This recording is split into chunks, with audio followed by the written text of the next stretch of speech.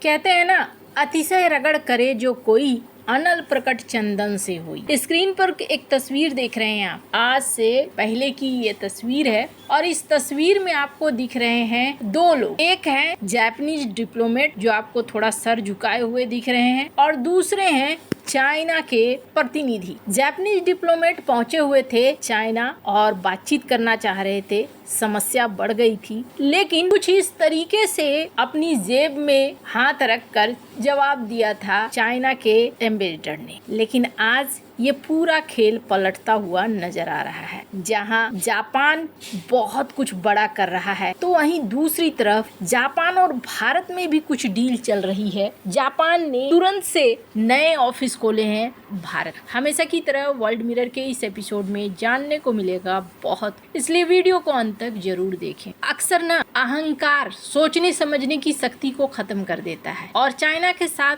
कहीं ना कहीं ये चीज भी देखने को मिलती है। चाइना के पास जैसे जैसे दौलत आई है, वैसे वैसे इनके अंदर अहंकार भी बहुत ज्यादा आता गया है। जब तकाची प्रधानमंत्री बनी, तकाची ने ताइवान को सपोर्ट करने की बात कह दी थी और जब सपोर्ट करने की बात कही तो चाइना के राजदूत ने पोस्ट कर दिया था कि अगर ऐसा कुछ है तो इस तकाची को लेकर कई तरह की बातें कह दी गई जो असल में नहीं बोला जाना चाहिए, उस तरह की बातें हुई। हालांकि एम्बेसडर ने जो ट्वीट किया था फिर उसे डिलीट कर दिया, पर तनाव बढ़ गए। फिर चाइना ने जापान के ऊपर प्रतिबंध लगाने शुरू कर दिए और इसी प्रतिबंध के ऊपर बातचीत करने के लिए डिप्लोमेट पहुंचे थे। लेकिन चाइना ने अपनी अकड़ दिखाई और अकड़ दिखाकर इन्हें वापस कर दिया। इन्हें ऐसा लगा था कि तकाईची को शुरुआत में ही अगर डरा दिया जाए तो शायद वो कदम नहीं उठाएगी जिस कदम से चाइना डरता है, लेकिन ऐसा हुआ नहीं। सनाए तकाशी शिंजो आबे की शिष्या एकदम शिंजो आबे की ही तरह चल रही है और अभी एक ऐसा फैसला लिया गया है जिस फैसले के बाद चाइना को टेंशन होना शुरू हुआ है। टॉम हॉक मिसाइल अब चाइना के दरवाजे तक पहुंच रही है। जापान ने अपनी पहली कोंगो क्लास एजिस डिस्ट्रॉयर को अमेरिकी टॉम हॉक क्रूज मिसाइलों से लैस कर दिया है। स्क्रीन पर इस आर्टिकल को देख सकते हैं। जापान की समुद्री सुरक्षा बल की कोंगो क्लास डिस्ट्रॉयर ने अपना अपग्रेड पूरा कर लिया है। अब ये जहाज अपने मौजूदा MK-41 वर्टिकल लॉन्च सिस्टम से टॉम हॉक मिसाइल लॉन्च कर सकते। ये जापान का पहला युद्धपोत है जो टॉम हॉक से लैस हुआ है। साल 2026 की गर्मियों में इस जहाज से टॉम हॉक की असली फायरिंग परीक्षण होने वाली। जापान के सभी 8 एजिस डिस्ट्रॉयर, 2 कोंगो, 2 अतागो,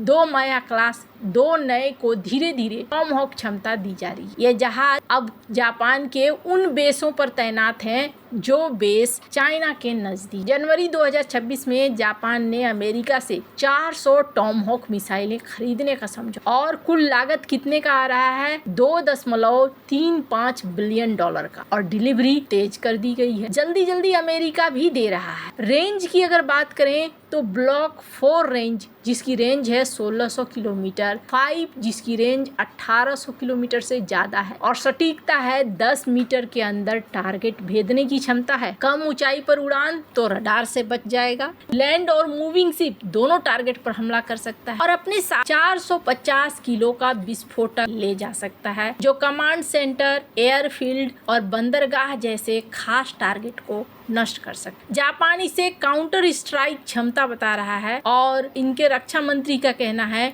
कि आने वाले मिसाइल हमलों से बचाव के साथ साथ आगे के हमलों को रोकने के लिए प्रभावी काउंटर अटैक की जरूरत है, इसलिए भी हम ऐसा कर। अब चाइना का जापान के साथ जो टेंशन है वो किसी से छिपा हुआ नहीं। सेनकाकू द्वीप, ये जो द्वीप देख रहे हैं, इन द्वीपों पर अपना बताता है दावा चाइना। अब जापान को डर है कि अगर चीन ताइवान युद्ध हुआ तो उसमें वो फंस सकता है। टॉम हॉक की रेंज से जापानी जल क्षेत्र से ही चीन के मेनलैंड के अंदरूनी हिस्से PLA rocket force base, airfield, नौसेना पर हमला संभव। यह जापान की डिफेंस नीति में दशकों में आया सबसे बड़ा बदलाव है और अब जापान पहले जैसा नहीं रह गया है। बल्कि अब आक्रामक। मैंने पहले भी कहा है कि जापान दिमाग से ये लोग इतने तेज हैं कि पिछले विश्व युद्ध में इन्होंने अपनी ताकत दिखा दिया था। एक एग्जाम्पल मैं दे रही हूँ, अभी ताजा इन्होंने किस तरीके से अपने आप को बदला है उसको ऐसे देखिए। जापान की एक बड़ी ऊर्जा कंपनी है इनियोस कॉर्पोरेशन, इन्होंने एक बड़ी कामयाबी हासिल की है। हवा से कार्बन डाइऑक्साइड को कैप्चर करके हाइड्रोजन के साथ मिलाकर लिक्विड सिंथेटिक फ्यूल बनाया है, मतलब सीधे हवा से ही ईंधन बनाया है। साधारण भाषा में ऐसे समझ, हवा से सीधे CO2 लेना, फिर उसे अलग करना, फिर पानी की मदद से H2 बनाना और फिर इस ईंधन को इस्तेमाल करना। मतलब पुराने इंजन, पाइपलाइन, टैंक, इंफ्रास्ट्रक्चर में बिना कोई बदलाव किए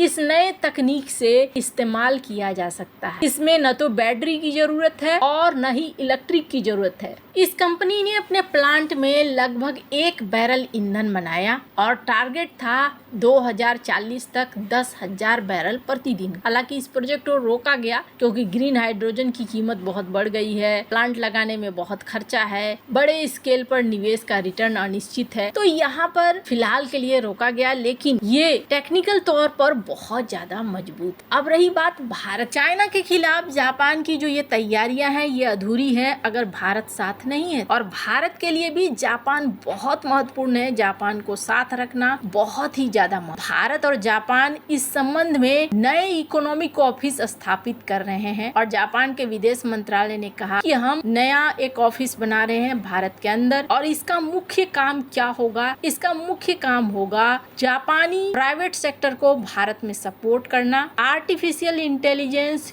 स्टार्टअप, क्रिटिकल मिनरल्स जैसे क्षेत्रों में सहयोग बढ़ाना, सेमीकंडक्टर, सप्लाई चेन, इंफ्रास्ट्रक्चर पर जोर देना। भारत दुनिया की सबसे बड़ी आबादी वाला देश है, तेज आर्थिक वृद्धि कर रहा है। अनुमान है कि 2026 में ही भारत का नाम मात्र GDP जापान से आगे निकल सकता है और दुनिया की चौथी सबसे बड़ी अर्थव्यवस्था बन सकती है। तो ऐसे में भारत के अंदर निवेश में भी बढ़ोतरी हुई है और जापान ने अच्छा खासा निवेश भी किया है। जापान चाहता है कि भारत में अपनी कंपनियों को और ज्यादा बढ़ाया जाए, और अभी भारत में केवल 1434 कंपनियां हैं, जबकि थाईलैंड में 6000 कंपनी है, सिंगापुर में 4500 है। तो लक्ष्य इनका ये है कि भारत के अंदर 10 ट्रिलियन येन का निवेश किया जाए, और इसके लिए ये ऑफिस को बना रहे हैं ताकि इन सारी चीजों को बहुत ही अच्छे ढंग से हैंडल किया जाए। भारत और जापान के बीच आर्थिक और सैन्य तैयारी ये एक दूसरे से जुड़कर होना बहुत ही ज्यादा जरूरी है, क्योंकि यही आने वाले समय में आधार बनेंगे।